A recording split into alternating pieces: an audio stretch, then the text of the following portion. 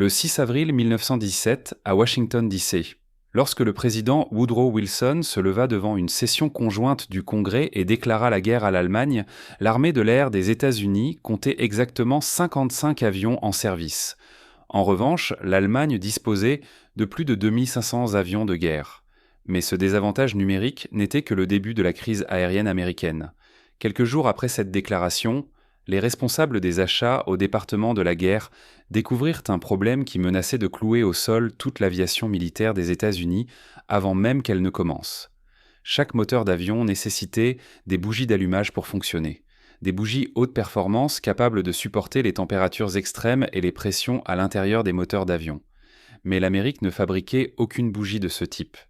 Toutes les bougies d'allumage aux États-Unis provenaient d'une seule source, la société Robert Bosch GmbH de Stuttgart, en Allemagne, désormais nation ennemie. Bosch dominait la production mondiale de bougies d'allumage depuis qu'en 1902, l'ingénieur Gotthard Honold avait inventé la première bougie haute tension commercialement viable.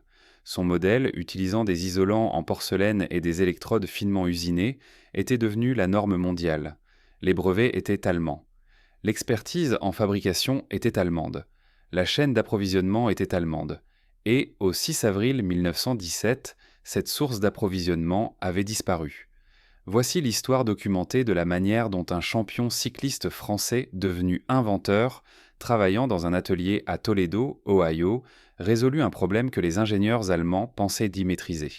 Il créa des noyaux de bougies d'allumage en céramique capables de supporter des températures supérieures à 2000 degrés et en produisit des millions en moins de 18 mois.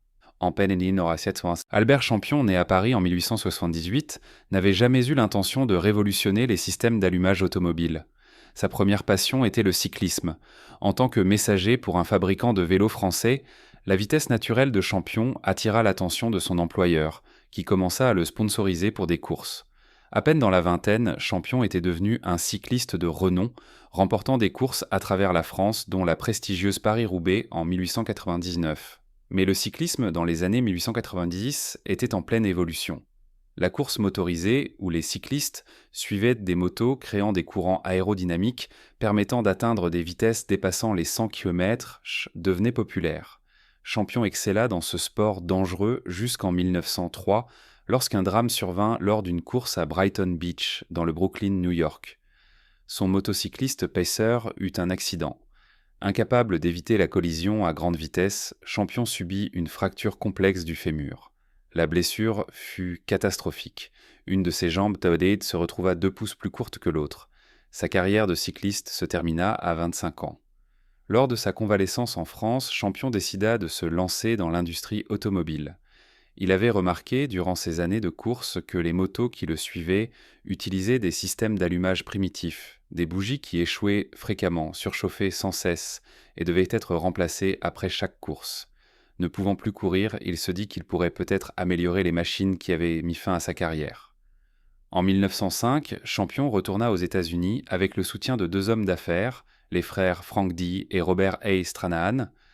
Ensemble, ils fondèrent la société Albert Champion Company dans le quartier de South End à Boston, dans l'immeuble emblématique Cyclomama. Au début, Toffarma Champion importait des pièces électriques sont très françaises, des magnétos et d'autres composants de sociétés comme Newport. Mais dès 1907, en place en 1907, il se lança dans la fabrication d'un produit révolutionnaire, les premières bougies d'allumage américaines utilisant des isolants en céramique. Ce qui rendait les bougies Champion différentes et supérieures était le matériau isolant. Avant Champion, la plupart des fabricants américains de bougies utilisaient de la mica, des feuilles minérales compressées ou de la porcelaine brute pour l'isolation. Ces matériaux présentaient de graves faiblesses. La mica absorbait l'humidité, entraînant des ratés d'allumage. La porcelaine se fissurait sous les chocs thermiques lorsque les moteurs passaient d'une combustion riche à une combustion pauvre. Champion importa un argile spécial de France et développa un processus de cuisson en four qui permettait de créer des isolants en céramique bien supérieurs à tout ce que les concurrents américains pouvaient produire. 2 entreprises concurrentes, toutes 2 fondées sur les innovations de Champion, revendiquant son héritage. Cependant, les bougies AC se révélèrent rapidement supérieures. Champion continua à affiner sa formulation en céramique, à développer de meilleurs designs d'électrodes et à améliorer les processus de fabrication. Lorsque Charles Lindbergh effectua son historique vol transatlantique, en solo en mai 1927, il utilisa des bougies AC et en fit l'éloge public pour leur fiabilité dans les supports promotionnels. L'original Albert Champion Company devint finalement la Champion Spark Plug Company après une réorganisation opérant de manière indépendante de Champion lui-même. Cette histoire complexe, deux grandes marques de bougies d'allumage, toutes deux issues du même inventeur français immigré, serait restée une anecdote intéressante de l'histoire de l'automobile, si ce n'était pour un détail. Lorsque la Première Guerre mondiale éclata, les deux entreprises épauletèrent encore de petites structures. Aucune d'elles ne pouvait fournir les quantités nécessaires en modes aux États-Unis. Le 29 mai 1917, à peine 7 semaines après la déclaration de guerre, deux ingénieurs s'enregistrèrent à l'hôtel Willard à Washington, D.C. Jesse J. Vincent de Packard Motor Company et Albert G. Hall de Hall Scott Motor Company. Le comité de production aéronautique leur avait confié une mission impossible: concevoir un moteur d'avion entièrement nouveau, pouvant être produit en série par plusieurs fabricants et propulser la future force aérienne des États-Unis. Ils disposaient d'une semaine, 5 jours pour être précis. Vincent et Hall travaillèrent sans relâche, combinant des caractéristiques éprouvées des moteurs Packard-Halcott et des moteurs Mercedes capturés aux Allemands. Le 4 juin, ils présentèrent des dessins complets de ce qui deviendrait le moteur Liberty L12, un moteur V12 refroidi par eau développant 400 chevaux. Dès le mois de juillet, Packard avait construit un prototype fonctionnel. En août, la version à 12 cylindres avait passé tous les tests. À l'automne 1917, le département de la guerre commanda 22 500 moteurs Liberty, divisant les contrats entre Ford, Lincoln, Packard, Marmon, Buick et Cadillac. Le moteur Liberty était brillant, puissant, fiable et adaptable à la production de masse grâce à sa conception modulaire. Ford révolutionna la fabrication des cylindres, réduisant les coûts de $24 à $8,25 par cylindre, tout en augmentant la production de 151 unités par jour à plus de 2000. Mais chaque moteur Liberty L12 nécessitait 24 bougies d'allumage. Les moteurs ne pouvaient pas fonctionner sans elles. Les calculs étaient brutaux. 22 500 moteurs commandés, multipliés par 24 bougies chacune, donnaient 540 000 bougies minimum, plus les pièces de rechange, au moins 4 jeux par avion, soit 500 000 bougies supplémentaires, plus celles nécessaires pour le remplacement en maintenance, car les bougies s'usaient, soit une production continue. Les États-Unis devaient produire plus d'1 million de bougies d'allumage en 18 mois. La capacité de production actuelle, 0 bougies adaptées aux moteurs d'avion. Les bougies de Robert Bosch n'étaient pas seulement bonnes, elles étaient les seules à avoir prouvé leur fiabilité dans les moteurs d'avion haute performance. L'aviation allemande, française et britannique dépendait de la technologie Bosch. Les isolants en porcelaine de l'entreprise, développés au cours de décennies de recherche métallurgique, pouvaient résister aux conditions extrêmes des moteurs d'avion. Des rapports de compression jusqu'à 6.1, des températures de combustion dépassant les 1800 Kelvin, des vibrations mécaniques qui faisaient exploser les bougies de qualité inférieure. Bosch détenait les brevets cruciaux. Même si les fabricants américains pouvaient reproduire les conceptions, produire une porcelaine équivalente nécessitait des connaissances spécialisées et des équipements inexistants aux États-Unis. Le département de la guerre se retrouva avec 3 options. Premièrement, importer des bougies depuis la Grande-Bretagne ou la France. Mais les fabricants alliés étaient déjà en difficulté pour répondre à leurs propres besoins. La Grande-Bretagne ne pouvait pas consacrer de production pour les moteurs américains. Deuxièmement, obtenir une licence pour la technologie Bosch. Mais Bosch était allemand, et les brevets ennemis ne pouvaient pas être licenciés en temps de guerre. Troisièmement, développer une production nationale à partir de zéro. Le problème, aucune entreprise américaine n'avait démontré la capacité de fabriquer des bougies de qualité aviation. Les tests et qualifications prendraient des années, à l'exception d'une entreprise qui affirmait pouvoir y parvenir, AC Spark Plug Company à Flint, Michigan. Bien que la division AC Spark Plug de General Motors possédait la marque, Albert Champion lui-même avait conservé un petit atelier expérimental à Toledo, Ohio, où les frères Stranahan, ses premiers partenaires financiers, continuaient de fabriquer des bougies pour l'automobile. La relation entre Champion, la division AC de GM, et la société indépendante Champion Spark Plug, son ancienne entreprise, était complexe. Mais lorsque la guerre éclata, ces distinctions n'avaient plus d'importance. L'Amérique avait besoin de bougies. Champion pouvait les fabriquer. La clé était sa formulation céramique. Les moteurs d'avion posaient des défis que les moteurs automobiles ne connaissaient pas. Le cycle thermique. Les moteurs d'avion fonctionnaient à pleine puissance pendant de longues périodes, puis refroidissaient rapidement pendant la descente. Ce cycle thermique brisait la porcelaine conventionnelle, la pression de combustion. Le rapport de compression de 6P1 du moteur Liberty créait des pressions qui fissuraient les isolants de qualité inférieure. La performance en altitude. La pression de l'air réduite modifiait les caractéristiques de la combustion. Les bougies qui fonctionnaient au niveau de la mer échouaient à 18 000 pieds.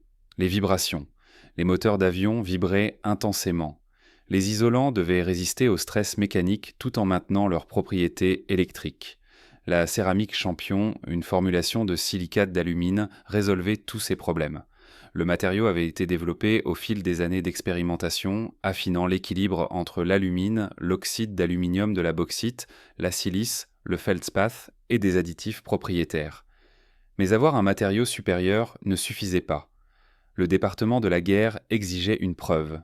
Le major Thurman Bain, chef de la section des moteurs à McCook Field à Dayton, Ohio, conçut le protocole de test. Il était délibérément brutal. Les exigences du test, moteur V12 Liberty à pleine puissance, 2000 tours minute, 400 chevaux. Course continue de 50 heures avec un mélange d'air qui s'enrichissait et se linait toutes les 5 minutes, simulant les manœuvres de combat. Tests en chambre à une altitude équivalente à 18 000 pieds, inspection post-test, les bougies Belleau devinrent respecter les spécifications pour être considérées comme conformes. Le département de la guerre testa 3 types de bougies. Les bougies Bosch allemandes, issues de stocks capturés. Leur échec moyen se produisait après 23,4 heures. La porcelaine se fissurait à cause des cycles thermiques. Les premières tentatives américaines, de type AC. L'échec moyen se produisait après 8,1 heures en raison de l'érosion de l'électrode et de la dégradation de l'isolant. Bougies à noyau céramique, Champion. 18 bougies sur 24 ont terminé les tests de 50 heures dans les spécifications. Les résultats étaient sans appel. Les noyaux en céramique Champion fonctionnaient dans des conditions qui détruisaient tout le reste. Le coefficient de dilatation thermique plus faible du matériau, étroitement assorti à l'acier, éliminait les fractures de stress qui tuaient la porcelaine de Bosch. Le 12 octobre 1917, le département de la guerre émit le contrat numéro 43891, quantité 2 millions de bougies d'allumage. Livraison prévue entre mars 1918 et décembre 1918. Prix 0,47 $ par bougie contre 120 $ avant la guerre pour les bougies Bosch. Champion avait 6 mois pour passer d'une production artisanale de 200 bougies par jour à une production industrielle de plus de 8000 bougies par jour. Le défi semblait impossible. L'usine de Toledo, en octobre 1917, était un atelier, pas une usine. Production artisanale, artisans qualifiés, pas de chaîne de montage. Champion devait transformer cet atelier en la première véritable usine de production de bougies d'allumage en masse d'Amérique, et ce, avant l'offensive du printemps 1918, lorsque les avions américains seraient envoyés au combat. Il embaucha 847 travailleurs en 3 mois. 67% étaient des femmes, dont beaucoup n'avaient aucune expérience préalable de fabrication. La main-d'œuvre masculine avait été en grande partie conscrite. Les femmes comblèrent les lacunes, apprenant la fabrication de précision sur le tas. La ligne de production céramique nécessitait 12 fours à tunnel importés des fournisseurs de poterie de l'Ohio. Ces structures massives fonctionnaient en continu à 1300 degrés, soit de 372 degrés, consommant d'énormes quantités de charbon et nécessitant une surveillance constante. Les matières premières devinrent de la première crise. Le balkite, ou oxyde d'aluminium importé de la Guyane britannique. Les sous-marins allemands patrouillaient les voies maritimes. Champion organisa des escortes navales directes pour les envois de balkite. Les bougies d'allumage étaient classées comme matériaux de guerre essentiels, justifiant la protection militaire des navires de ravitaillement. Le cuivre rationné pour la production de munitions reçut une exemption du Conseil de production de guerre. Champion arguant que le cuivre et les électrodes des bougies étaient aussi essentiels que le cuivre pour les douilles de munitions. L'acier, rationné pour la construction navale, bénéficia également d'une exemption en raison de son besoin critique. La chaîne de montage évolua par tâtonnement. La production initiale prenait 3,5 minutes par bougie. En mars 1918, les flux de travail optimisés réduisirent ce délai à 47 secondes pour un assemblage complet. Le contrôle de la qualité était imposé par le gouvernement. Inspection à 100%. Chaque bougie était testée avant d'être expédiée. Le taux de rejet commença à 23% en février 1918, inacceptable, mais attendu pendant le démarrage. En septembre, le taux de rejet avait chuté à 3,1%, répondant ainsi aux normes militaires. La main-d'œuvre fit face à des conditions de travail brutales. Les fours généraient une chaleur accablante. Les températures estivales dans l'usine dépassaient les 110 degrés. L'hiver apporta des pénuries de charbon à mesure que les besoins militaires consommaient toute la capacité ferroviaire. Les travailleurs brûlaient tout combustible disponible pour maintenir les fours en fonctionnement. Anna Kowalski, une immigrante polonaise de 19 ans travaillant à la station de meulage, se souvint plus tard, lors d'un entretien oral en 1972. « Je ne parlais pas bien anglais, on m'a mise à la station de meulage. Il fallait maintenir cette tige en céramique contre la meule jusqu'à ce qu'elle mesure exactement ce qu'il fallait. Ils avaient des jauges. Il ne fallait pas se tromper, même un peu. » Mes mains tremblaient pendant la première semaine. Puis M. Champion est venu à ma station. Il a pris un de mes morceaux, l'a mesuré et a hoché la tête. « Ça va sauver la vie d'un pilote », a-t-il dit. Après cela, mes mains n'ont plus jamais tremblé. La production de janvier 1918 s'élevait à 47 000 bougies. En mars 1918, 183 000 bougies. En juin 1918, 524 000 bougies. En septembre 1918, 891 000 bougies.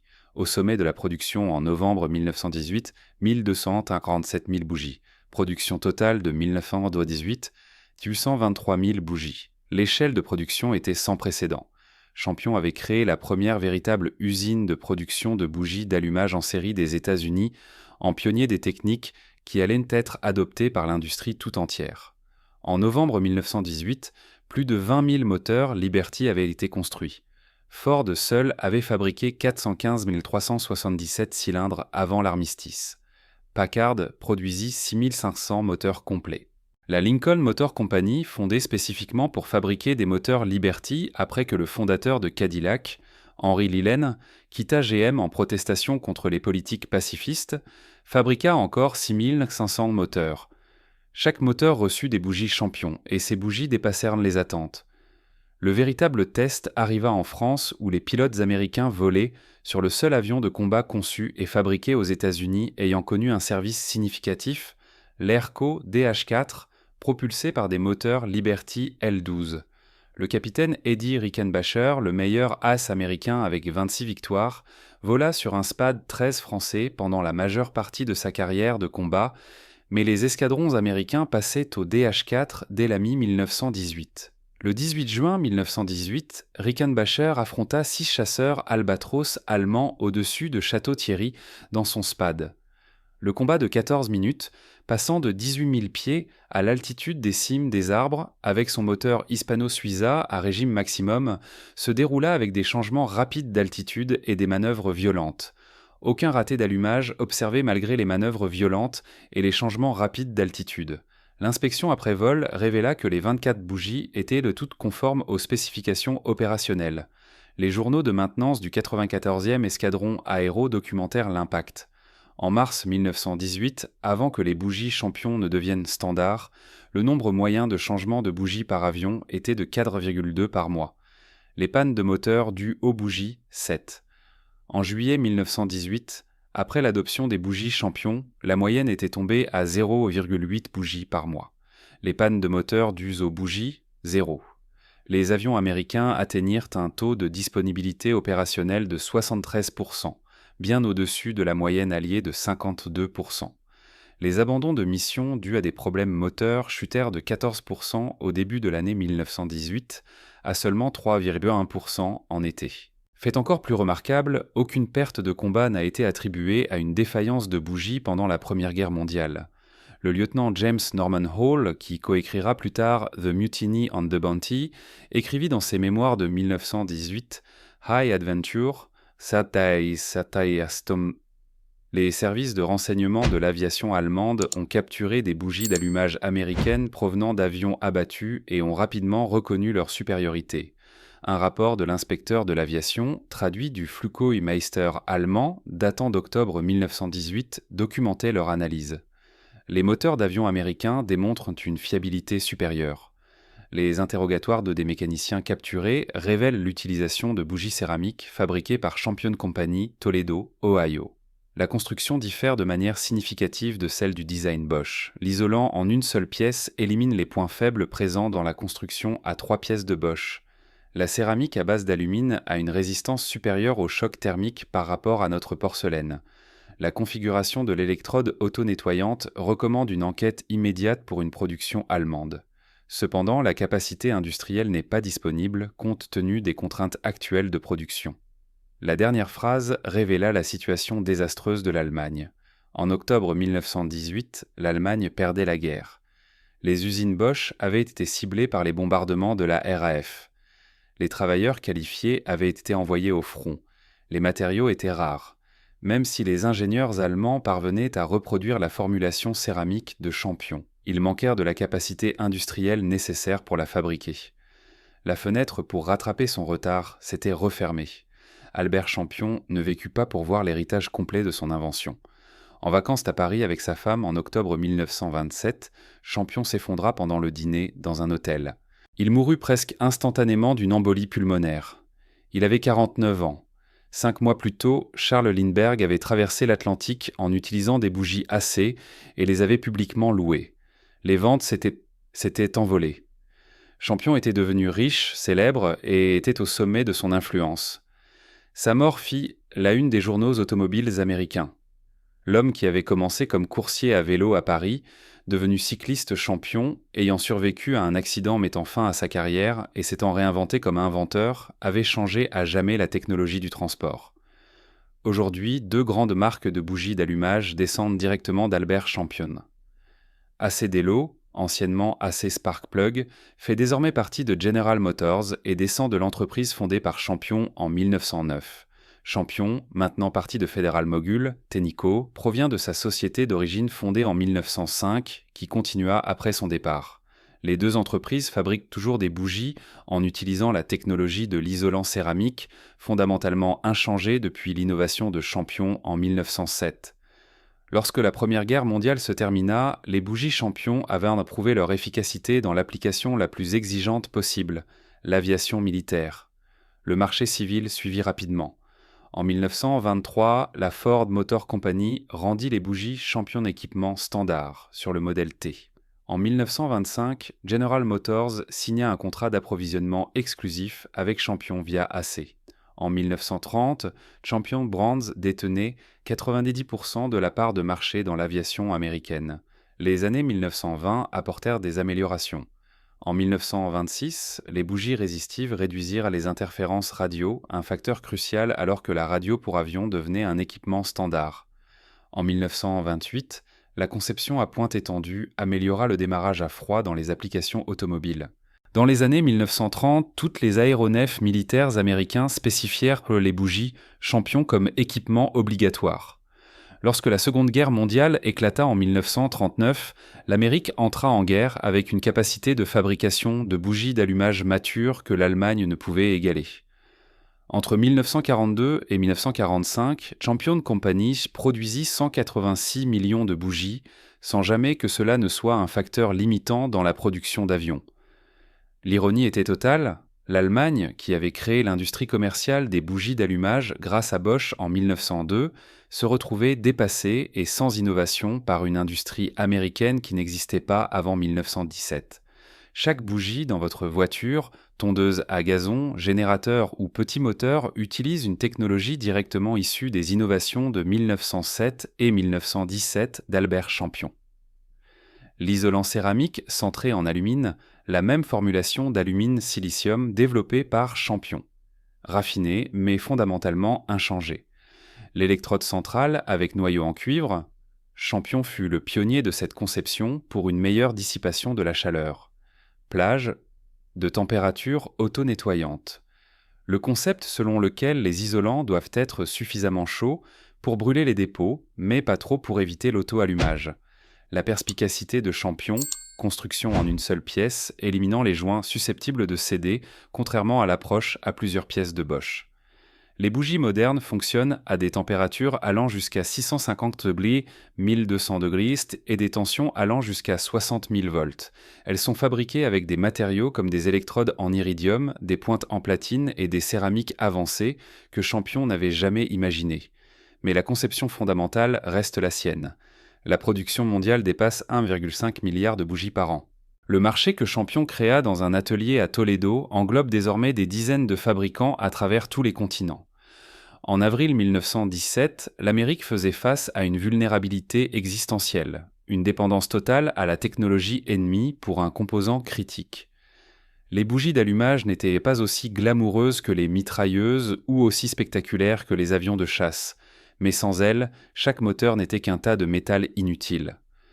La solution ne vint pas des laboratoires gouvernementaux ni de la recherche universitaire, mais d'un immigrant français qui avait dû se réinventer après qu'un accident de course ait mis fin à sa première carrière. Les bougies à noyau céramique d'Albert Champion résolurent une crise immédiate en temps de guerre, mais elles firent quelque chose de plus profond. Elles créèrent une industrie américaine indépendante de la technologie étrangère et établissèrent des techniques de fabrication qui allaient définir la production de masse du XXe siècle. Lorsque l'Allemagne entra dans la Première Guerre mondiale, elle possédait la meilleure technologie de bougies d'allumage au monde. Lorsque la guerre se termina, l'Amérique avait des bougies d'allumage meilleures, produites en quantité que l'Allemagne ne pouvait égaler. Ce modèle, une innovation technique combinée à une production industrielle à grande échelle, deviendrait l'avantage signature des États-Unis lors de la Seconde Guerre mondiale et tout au long du XXe siècle. La modeste bougie d'allumage, négligée comme une simple commodité, contribua à gagner une guerre mondiale et à lancer l'ère de l'aviation. Les pilotes allemands, leurs moteurs ratant à des moments critiques, tandis que les moteurs américains fonctionnaient parfaitement, ne surent jamais qu'ils étaient battus par des noyaux en céramique inventés par un Français travaillant en Ohio.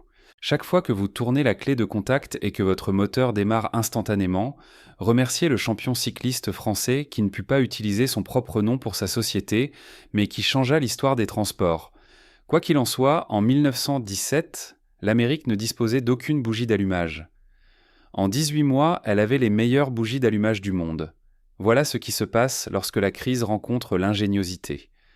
Lorsque l'inventeur immigré rencontre la production de masse américaine et lorsque la chimie de la céramique rencontre les exigences urgentes de la guerre totale. L'étincelle qui a enflammé votre moteur ce matin trace directement sa lignée jusqu'à Toledo, Ohio, en 1917, où Albert Champion prouva que l'industrie américaine pouvait égaler et dépasser n'importe quelle technologie au monde si le besoin était suffisamment grand et l'ingénieur suffisamment astucieux. 4 823 300 bougies fabriquées en 1918. Zéro perte en combat due à une défaillance de bougies. Une industrie créée de toutes pièces en 18 mois. La guerre se termina, les bougies d'allumage survécurent et l'ingénierie allemande, pour une fois, arriva en deuxième position.